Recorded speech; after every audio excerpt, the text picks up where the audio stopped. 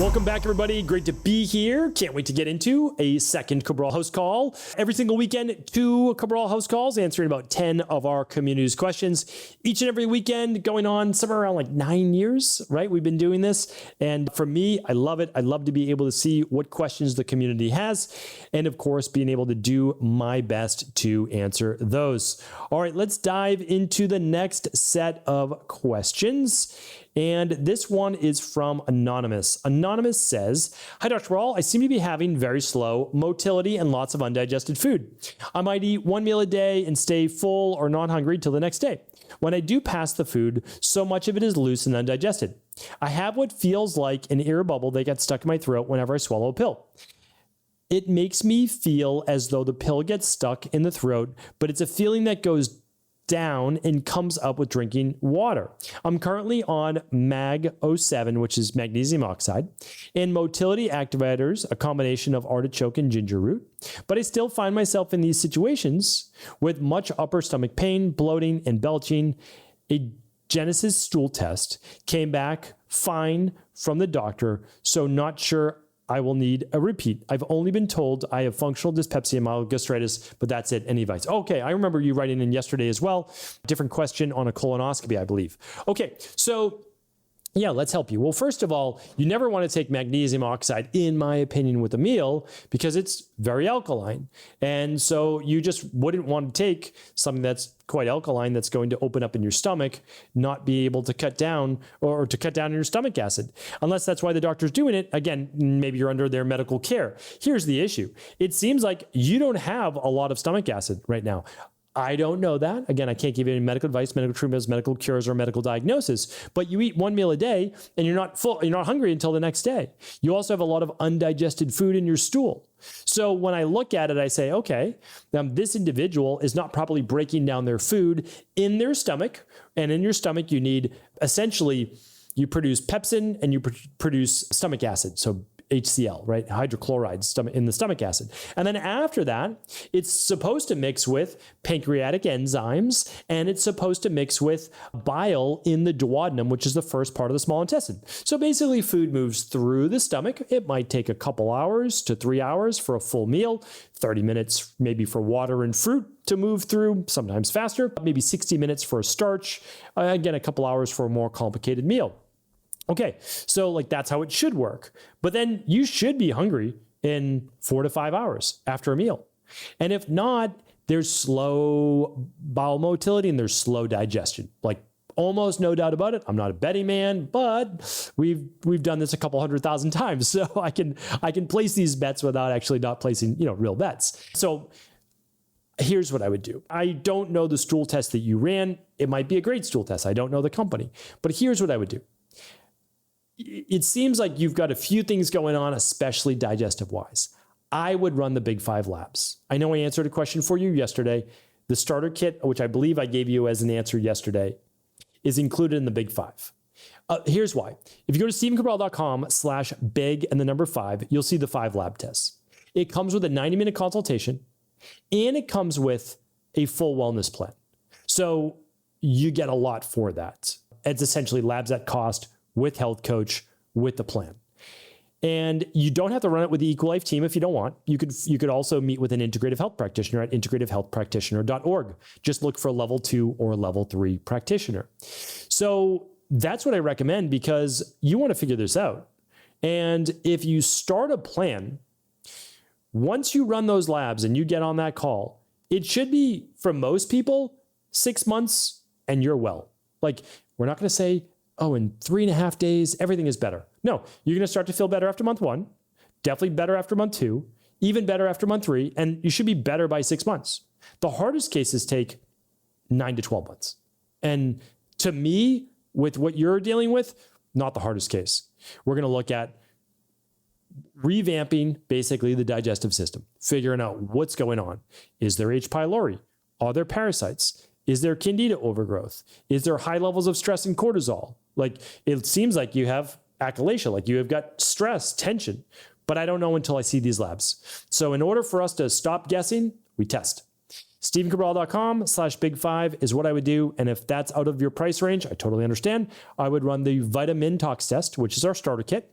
And you can find that at StephenCabral.com/starter-kit. All right, Anonymous, wishing you all the best. Jeff is up next. Jeff says, thank you for all you share.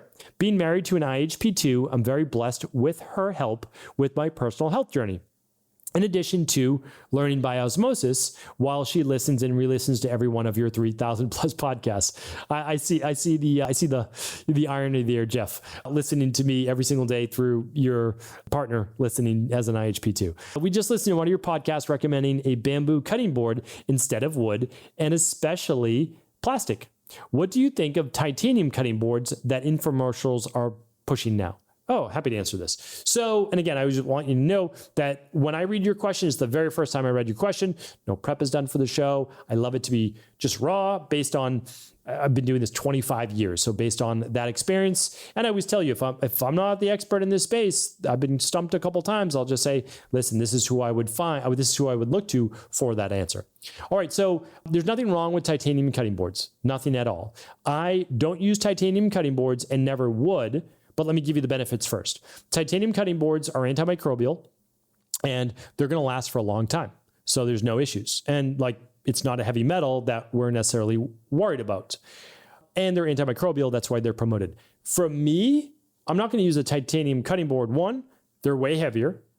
They're going to dull out your knives. And I see no need for it because if you use a bamboo or certain types of wood, that's, to me, much cleaner, and it's already antimicrobial, easy to clean, lightweight. They'll last for years. They won't dull out your knives because they're softer. That's just my perspective. That's what I would do. Again, nothing wrong with using the stainless steel or titanium cutting board. It's just not my number one recommendation, but infomercials are great at marketing, and so they'll tell you how great they are. So that's that. Hopefully that's helpful, Jeff. Darcy's up next. Hi, Dr. Cabral. Thank you for everything you've done for us on this health journey. Appreciate that, Darcy. Thank you. I have a question about the Genesis Holistic Health, Genesis Wild Yam Cream, a natural and herbal way to help restore hormonal balance. Do you think this actually works, or do you think it's just a gimmick? It has castor oil, almond oil, grapeseed, wild yam, red clover, chase tree, milk thistle, oat straw, and crimp bark. You just rub 2 small size amounts morning and night, and it's supposed to help rebalance progesterone and estrogen. Okay, yeah, happy to help with this. So I don't know, I have no idea what that brand is, but I do know that those are good ingredients. Yeah, nothing wrong with that. The problem with rub-ons with cream, you have no idea how much you're absorbing. You literally do not know how many milligrams you're absorbing. So if you're when you use wild yam cream, you're typically looking to boost progesterone. So I recommend a product called Progesterone Support. It has wild yam in it. You're looking for chase tree berry. You're looking for Vitex, however you want to call it. And the other ones, red clover and all of those can be great. So here's what if it were me or one of the clients that we work with or my wife, whoever it might be, we run a stress, mood, and metabolism test. We look at your estrogen. We look at your progesterone. We look at the ratio. That's important. Let's say that your estrogen was normal, like it is for many women, but let's say your progesterone was low. We would use progesterone support. Let's say that your progesterone was low and your estrogen was actually high, out of balance. We would use estrogen balance to help bring down and remove the estrogen faster from the body, not in a harmful way, all natural, of course, and we'd use progesterone support. Let's say, though, you're in menopause and progesterone is low and estrogen is low. We would use progesterone support and estrogen support. Each one of those support progesterone and estrogen. And then we would most likely use DHEA, just 5 milligrams twice a day to start. Then in 12 weeks, we would retest you to say, what do your levels look like? And if they're great, we keep it exactly as is. If they're a little higher than we want, we reduce by capsules just a little bit. Progesterone support at night, estrogen support in the morning, DHEA morning and night. That's it. So it's very science-based. That's what I recommend. But again, they're good ingredients, so I have no issues. No issues with that for sure. All right, Bernice, and so again, all these products are at StephenCabral.com/shop. You can just look them up: progesterone support in the search box, estrogen support. You never have to purchase them there, but you can at least see what our exact ingredients are and the dosage. because the amount matters. That's really what matters, because people could have all sorts of different great ingredients, but if you're not getting the clinical dosage, you won't get the clinical results. We run labs. We know what the clinical dosage should be, and that's what we use. All right, Bernice is up next. Hi, Dr. Cabral. I absolutely love your podcast and listen to it every day. Thank you, Bernice. Appreciate all the support from everybody. Thank you for all the great information. I also love your supplements and take the omegas and multivitamin. I'm 75 years old, and over the last few years have noticed that my skin has become very thin to the point when I bump into something accidentally, I get these big blotchy red marks. It takes about a week to go away. Is there anything at all that I can do to thicken my skin to prevent these unsightly marks? Thank you so much, Bernice. Bernice, happy to help with this. And what I would say is this. Yes, there absolutely is. As all of us get older, myself included, our collagen production begins to become less and less. We get more of what are called senescent cells, sometimes affectionately called zombie cells under the skin, which create more inflammation, which then weaken the collagen structure. The collagen matrix is what they call it, that then thins out the skin even more. So what our skin really needs is zinc, vitamin D3, vitamin C, and it needs collagen. So what we recommend is always the daily foundational protocol, level 2 or level 3. At 75 years old, I recommend level 3. And the reason is digestive enzymes help you better break down your food for more nutrients, 1 per meal. The omega-3s, which you're taking 2 grams a day, great for cardiovascular health. After that, you've got the daily nutritional support, which has your zinc. It has your copper for your skin and hair. It has all your B vitamins, 15 grams of absorbable protein. The daily probiotic support for the gut, daily fruit and vegetable blend, 22 organic fruits and vegetables. That's our daily foundation protocol, level 3.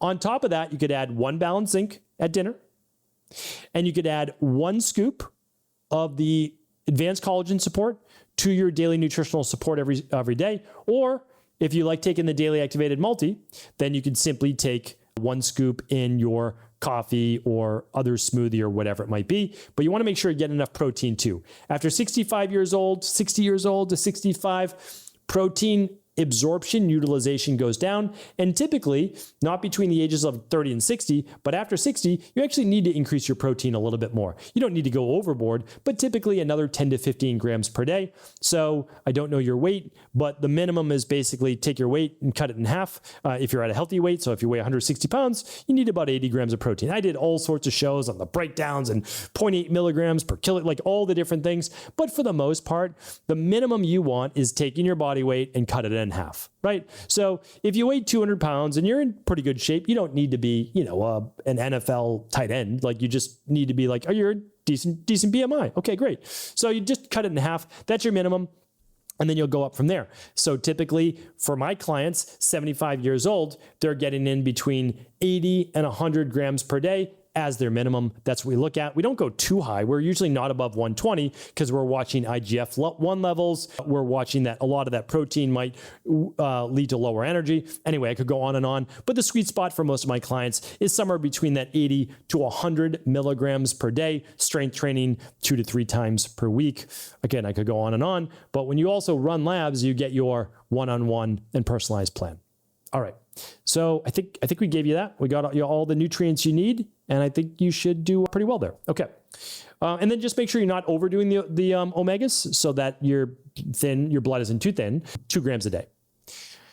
But again, I can't give medical advice or medical treatment plans, just have to state that. All right, Richard is up next. Yeah, we have time for one more question. Richard says, hello, Dr. Cabral. Hope you're having a great day. You too, Richard. In short, I have Hashimoto's. I've had Hashimoto's for years and can't seem to get rid of this hypothyroid state. I've worked with your amazing team since 2021. I've done every lab and protocol several times, finished the CBO and the finisher for the second time, and now doing my quarterly detox.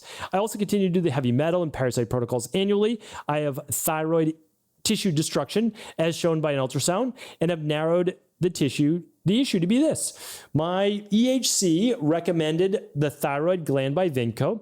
I've tried this several times in the past, but it made insomnia worse and I felt over-medicated. I tried it again after using the adrenal energy for several months, but still no luck. Can you please provide some info on thyroid glands, the brand you recommend, and how to use them? A podcast dedicated to this would be amazing. I know you can't link products, but just talking about that would be very helpful. I could be wrong, but it seems the thyroid destruction is rare, so it's hard to find this kind of info on glandulars. I just ordered the stress mood and metabolism test to see my adrenal function, and we'll definitely try the Vinco again after my detox in about a week, but would love your opinion so I have something to fall back on just in case I can't tolerate the glandular. Thanks so much for all you do. Okay, happy to help with this. So I have a whole course on thyroid. If anybody wants to go deep, like Richard, you may want to, go to stephencabral.com/courses. Entire course dedicated just to healing your thyroid. All right.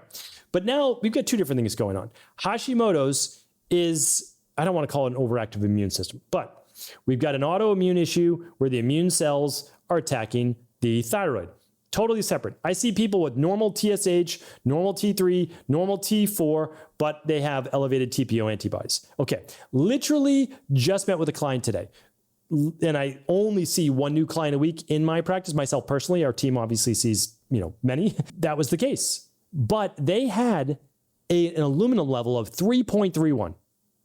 Okay, healthy aluminum is no more than it's 0.15. Above a 1, we're like, okay, that's high. We need to get to work on the heavy metal detox. A 3.31, really high, right? So they have high levels of stress in their life with the business that they're running right now as an entrepreneur, and they have high levels of heavy metals, and they work in construction, and so they're exposed to insulation and glues and all sorts of things. So we, in order to rebalance their immune system, have to do a lot of detoxification work. People might say, oh, I don't believe in it. That's fine. But we're going to help this client get well in 6 to 9 months. We're going to be using sauna 5 days a week. We're going to be doing manual of drainage. We might do a once a week coffee enema. We're going to do all sorts of stuff, and we're going to continue to test his labs to make sure he's getting the results that he wants. So that's how we do it. In terms of thyroid glandular, you've got to run to see what your thyroid is. If your TSH, T3, and T4 are normal, then you're good to go. You don't need it. You don't want to overstimulate the thyroid. But with some thyroid destruction, you absolutely, probably do need some. I don't know. We're going to run the test. If you have just a little low T3, a little low T4, then we're just going to use the daily thyroid support. That's it.